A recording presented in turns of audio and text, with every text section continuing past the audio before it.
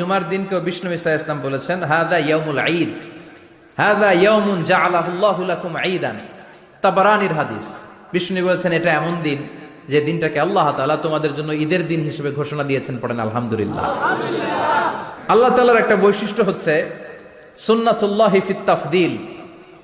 এক এক জিনিসের উপর আল্লাহ এক এক জিনিসকে বৈশিষ্ট্যমণ্ডিত করেন, মর্যাদা দান করেন। ফাদ্দালা জামানান আলা জামান কামা ফাদ্দালা মাকানান আলা মাকান, ইনসানান আলা ইনসান। আল্লাহ ব্যক্তির উপর ব্যক্তিকে প্রাধান্য দেন, আল্লাহ সময়ের উপর সময়কে প্রাধান্য দেন, আল্লাহ স্থানের উপর স্থানকে প্রাধান্য দেন। এটা আল্লাহর সুন্নাত।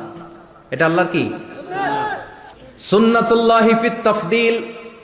ফাদ্দালা জামানান আলা জামান কামা ফাদ্দালা মাকানান আলা মাকান, ইনসানান আলা ইনসান। পৃথিবীর সব মানুষগুলো এক রকম নয়, এক মর্যাদার নয়। আবার লক্ষাধিক নবী